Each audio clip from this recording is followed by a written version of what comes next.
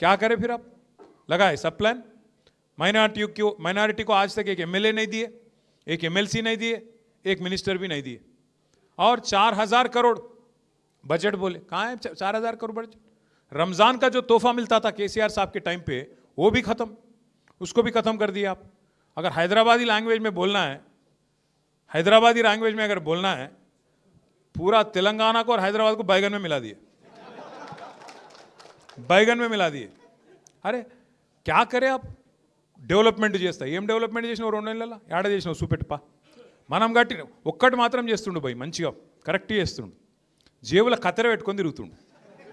యాడ మనం కట్టిన ఫ్లైఓవర్ కనబడితే నేను కట్ చేస్తాను కట్. కొత్తది కట్టరా, అదొకటి నీ ముఖం ఉంటే.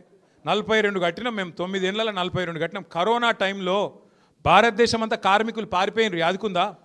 అందరు పాపం తోవ పట్టుకొని నడుచుకుంటూ పోయినారు 100 కిలోమీటర్లు. ఒక్క హైదరాబాద్లోనే 42 కొత్త రోడ్లు కార్మికులను పట్టుకొని రిక్వెస్ట్ చేసి కరోనా టైంలో 42 కొత్త రోడ్లు వేసినాం. మీరు మళ్ళీ ఇళ్ళకి వెళ్ళి బయటకు వచ్చే వరకు కొత్త రోడ్లు చూపెట్టింది తెలంగాణ ప్రభుత్వం. ఒక కమిట్మెంట్ ఉంటే గట్ల పని చేస్తారు. నువ్వేం చేస్తున్నావు?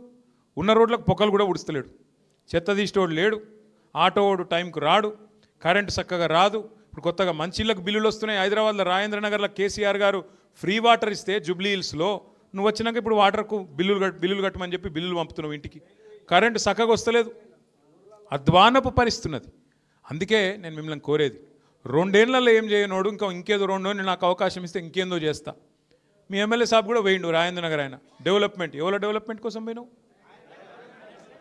వస్తాయి, అన్ని బయటకు వస్తాయి, భయపడకురి. సుల్తాన్పూర్ బయటకు వస్తుంది, ఘాసిమియా గూడ బయటకు వస్తుంది, అన్ని బయటకు వస్తాయి.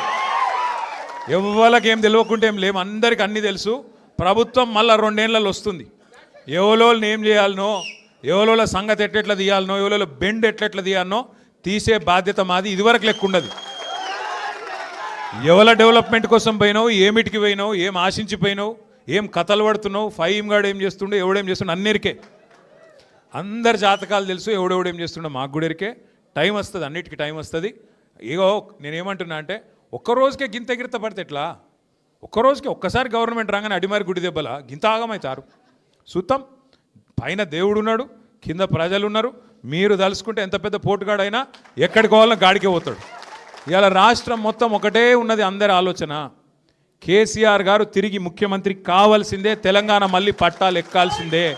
తప్పకుండా జరుగుతుంది, తప్పకుండా జరుగుతుంది. మా ఎల్లన్న లాంటి పెద్ద మనుషులు, అంజుబాబు లాంటి యువకులు, అట్లాగే మా పల్లవి లాంటి ఆడబిడ్డ, మా తమ్ముడు, మా షఫీ గారి నాయకత్వంలో చాందు, మహమూదు, ఇంకా 100 మంది మైనారిటీ పిల్లలు, ఒకరిద్దరు కాదు, రాష్ట్ర వ్యాప్తంగా ఇవాళ కులాలకు మతాలకు అతీతంగా అందరూ కోరుకుంటున్నది ఒకే ఒక్క ఆలోచన, కేసీఆర్ గారు తిరిగి ముఖ్యమంత్రి కావాలి. మరి కేసీఆర్ తిరిగి ముఖ్యమంత్రి కావాలంటే ఏం చేయాలి? ఒకటే మీరు చేయాల్సిన పని. జూబ్లీ హిల్స్లో ఇవాళ మంచి మోకా దొరికింది. ధోకా చేసిన కాంగ్రెస్కు మరి మంచి మోకా దొరికింది మనకు దెబ్బ కొట్టేందుకు. మీకు కూడా అందరికి, ఇక్కడ వచ్చిన వాళ్ళందరికీ, జూబ్లీ హిల్స్ వాళ్ళకి ఎట్లాగో ఓట్లు ఉంటాయి. అక్కడ జూబ్లీ హిల్స్ కానోళ్లకు చుట్టాలు ఉంటారు, మీకు అక్కడ దోస్తులు ఉంటారు, క్లాస్మేట్స్ ఉంటారు. దయచేసి ఇడిచిపెట్టకండి. ఇప్పుడు కింద కాంగ్రెస్కు బుద్ధి చెప్పకపోతే మళ్ళీ దోసాలు తప్పించుకుంటారు వాళ్ళు. అంటే మీ రాజేంద్రనగర్ ఎలక్షన్ కూడా బరాబర్ వస్తుంది, తొందరపడకూరి, జల్దీ వస్తుంది, పక్కా వస్తుంది, పక్కా వస్తుంది, అనుమానం లేదు. ఇడిచిపెట్టాం, మళ్ళీ సుప్రీంకోర్టు కోతాం. స్పీకర్ సార్ ఏమైనా అటు ఇటు చేస్తే కూడా ఇడిచిపెట్టాం. మేము దోస్తానా లోపల చూసుకుంటామని గవి నడువయ్యాడ బరాబర్. మన పార్టీ అవు మొన్న మీ ఎమ్మెల్యే గారు పోయి అడిచినట్ట కదా, మన పార్టీలోనే ఉండట కదా. మరి ఏమా వెళ్ళన్నా, మరి మన పార్టీలో ఉంటే ఇటుకి రాలేదేమే? రావాలి కదా, మరి నేను ఆయనే చేసుకోవాలి కదా. అంటే ఎంత గలీజ్ అంటే పరిస్థితి. నువ్వు ఏ పార్టీలోనో కూడా చెప్పుకోలేవా? గంత ధైర్యం కూడా లేదా? ఇంకా ఎంత ఘోరం అంటే ఆయన ఒక ఆయన కడియం శ్రీహరి అనే పెద్ద మనిషి ఉన్నాడు, నేను చాలా నీతివంతునని చెప్పుకుంటాడు. ఆయన అడిగిరు మొన్న పోయి, ఏమని, ఏ పార్టీలోనో అని. నేను 7 ఉండాలనో గాడినే ఉన్నా అంట. ఈ మాటలు ఎందుకు? ఇంత రాజకీయం చేసి గిన్నిసార్లు గెలిచి గింత దరిద్ర పరిస్థితిని తెచ్చుకోవాలి? చెప్పు, నేను కాంగ్రెస్లో చేరినా అని చెప్పు. గంత భయం అవుతుంది ఎలక్షన్కి పోదామంటే?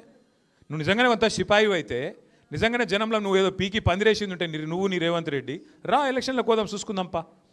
ప్రజలు చెప్తారు కదా, రాజేంద్రనగర్లో ఎవరేం చేసిర్రు, ఎవరెంత గొప్పోళ్ళు, ప్రజల ఎవరికి అభిమానం ఉంది, ఎవరికి అభిమానం లేదు, ప్రజలు చెప్తారు. గదానికి భయపడి పదవి కోసం గింతగానమ్మా. ఆ గబ్బిలం కదా సూరు పట్టుకొని ఎలాడుతుంది చూడు, అట్లా పదవి పట్టుకొని సిగ్గు లేకుండా నేను బీఆర్ఎస్లోనే ఉన్నాను స్పీకర్కి చెప్తావు, బయట పోయి కాంగ్రెస్ కండువాలు కప్పుతావు. గిదేనా నీతి, గిదేనా రాజకీయం? చూస్తలేరా రాజేంద్ర నగర్లో అందరూ? అందుకే నేను అంటున్నా, ఎవరు డెవలప్మెంట్ కోసం పోయినో తెలుసు, కానీ మొదలు దెబ్బ ఇప్పుడు కొట్టే అవకాశం మీకు జూబ్లీహిల్స్ వచ్చింది.